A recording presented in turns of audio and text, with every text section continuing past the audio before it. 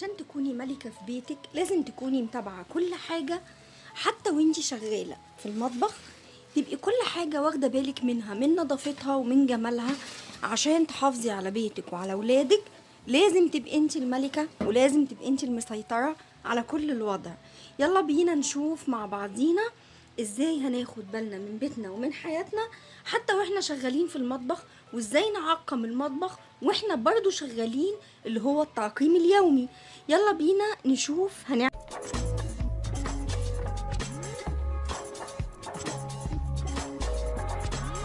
ضمن الحاجات اليومية اللي لازم ناخد بالنا منها المكان اللي بنحط فيه المعالق والشوك والسكاكين، ايا كان هو درج او ايا كان هو ايه. انا مثلا بحط في الوزة الجميلة دي، بعد كده بعد ما شلت منها المعالق والشوك والسكاكين هغسلها بالمية وهنقعها بالخل عشان اضمن ان من جوه يبقى نضيف. انا دلوقتي بصوا غسلتها ونقعاها، بصوا من جوه زي الفل ازاي، ومنقوعة بالخل، حاطه فيها شوية خل اهو ماشي، وهسيبهم فيها مش مشكلة خالص، وهحطها مكانها. همسك الشوك والمعالق والسكاكين زي ما انتوا شايفين، عبال الاكل ما يخلص اكون انا بسرعة بسرعة غسلت المعالق اليومية بتاعتنا، وهقول لكم هعمل بيها ايه. انا دلوقتي غسلت المعالق والشوك والسكاكين الاستعمال اليومي اللي احنا بنستعملها كل يوم. بعد كده هون بقيت اخد المعالق ما بحطهاش في مكانها، لا بقيت احطها في طبق دون طبعا. اهو بصوا بالصابون بتاعها لسه ما شطفتهاش.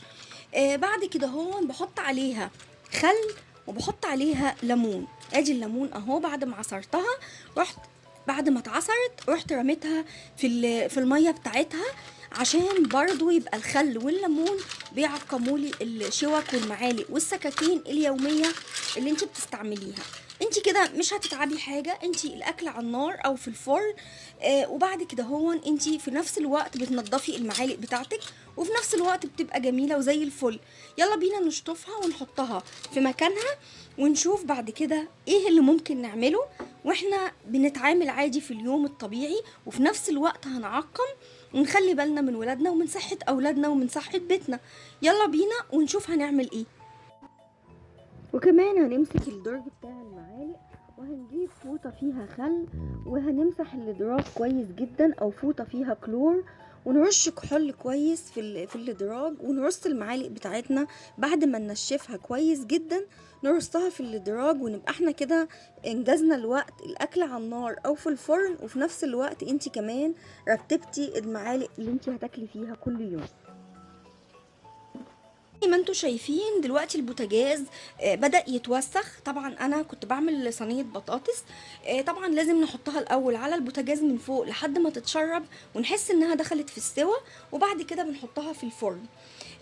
عبال الوقت دون انا مش هقعد فاضيه، حطيت الرز على النار زي ما انتوا شايفين، وفي البوتاجاز بقى مش نظيف مكان الصلصه، هنروح شايلين كده على طول. ده النظافه اليوميه يا جماعه، هتسهل عليكي حاجات كتير جدا ومش هتخليكي تعبانه وانتي شغاله.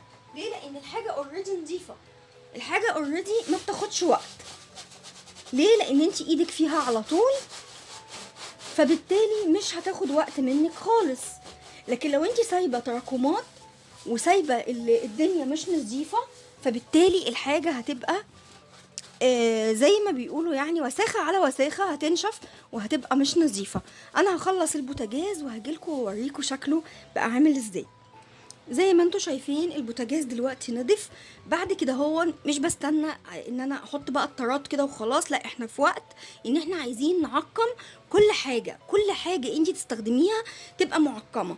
طب احنا هنعمل ايه كده في البوتاجاز يا فانا؟ هقول لكم. احنا دلوقتي صبينا البوتاجاز في كمان خل عليه، انا القشر البرتقال او قشر اليوستفندي ما برميهوش، وبروح مديله غلوة على النار. منه بيبقى تعقيم ومنه بيدي ريحة حلوة. يبقى انا كده هون استفدت انه معقم وانه بيديني ريحة حلوة. هروح بعد كده بالخل وبواقي قشر البرتقال اللي الجميلة، هنروح ملمعين البوتاجاز، هيدي لمعة جميلة جدا وفي نفس الوقت هيدي تعقيم. يبقى انا كده هون استغليت الاكل على الاكل بتاعي في الفرن، وفي نفس الوقت انا بنضف بوتاجازي، وكمان غسلت المعالق وكمان في الوقت ده هنشوف لسه هنعمل ايه. ادي هو البوتاجاز طبعا بالخل وبواقي قشر البرتقال، مدي ريحة جميلة جدا وفي نفس الوقت تعقيم. يلا بينا نشوف لسه ممكن نعمل ايه والاكل على النار. وادي صينية البطاطس خلصت وطلعت، والبوتاجاز كمان بقى زي الفل. يلا بينا نشوف هنعمل ايه في باقي يومنا بكل سهولة وبكل بساطة. بعد الاكل ما خلص فاضل ايه كمان؟ فاضل المكان اللي بنعمل عليه الاكل. هنحط عليه خل زي ما انتوا شايفين. طبعا انا بجيب يا جماعة الخل الخام. الخل الخام هو اللي بيعقم حلو جدا، مش الخل اللي هو بنجيبه من السوبر ماركت بتاع الاكل. طبعا لو ما عندكيش اللي هو استخدميه، بس هو طبعا يفضل الخل الخام. بنروح مسحين بقى كده كويس جدا بعد ما صبناها حلو قوي. بنروح بقى مسحين كويس جدا بالخل اللي احنا حطيناه. وكمان قشر البرتقال اللي انا قلت لكم عليه انا عاملاه في برطمان زي ما انتوا شايفين كده. بروح كمان حاطه منه حبه. ليه؟ عشان يديني ريحه حلوه، وكمان زي ما قلت لكم تعقيم. يبقى انا كده هون كل حاجه بستخدمها بعقمها. ليه؟ لان ممكن حد يوقع حاجه على الصفايه بتاعه الحوض، معلقه، لو معلقه محطوطه وانتي جيتي كلتي بيها او ولادك هتضرهم. ربنا يحفظكم جميعا ويحفظ اولادكم. احنا كده اهو بصوا طبعا لازم الفوطه اللي انتي بتنشفي بيها تكون نظيفه 100%، ما يكونش حاجه مش نظيفه. طبعا انا التانية اللي شلت بيها خلاص، دي واحدة تانية بلمع بقى بيها. بعد بقى ما بنخلص خالص مهم جدا خطوة لازم نعملها. طبعا الحوض كمان بيتنشف وبيبقى زي الفل. في كمان احنا كده بنمسح الاسطح كلها. في كمان خطوة هقولكوا عليها مهمة جدا، خليكم معايا.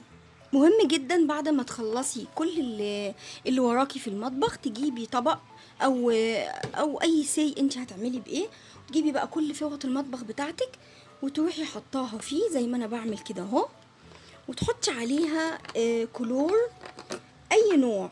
انا بستعمل كلوروكس اللي هو المعطر عشان يدي ريحة وفي نفس الوقت تعقيم. وبحط عليهم كده اهو وبغطيهم بالمية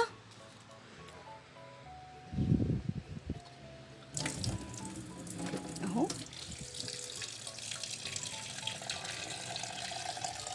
وبسيبهم منقوعين بقى من بالليل للصبح. طبعا ايه في الوقت ده بكون انا مطلعه 2 تانيين بستخدمهم، وبالتالي ببدل بيهم.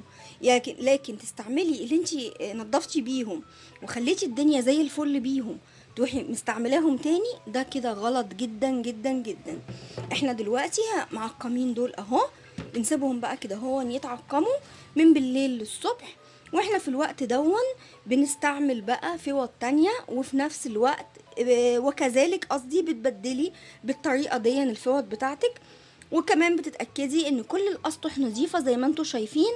وما تستهتروش يا جماعة، الموضوع كبير وربنا يعافينا ويعافيكم. واستنوني في فيديوهات من النوع دون كتير قوي اليومين دول ان شاء الله. هكون معاكم خطوة بخطوة عشان نقي نفسنا ونقي اولادنا. يلا بينا، باي باي. ده فيديو سريع، اتمنى يكون الفيديو عجبكم. لو عجبكم ما تنسوش اللايك وما تنسوش الشير عشان نفيد بعض وعشان نفيد ناس تانية كتير. يلا بينا، باي باي، وكوني اجمل مع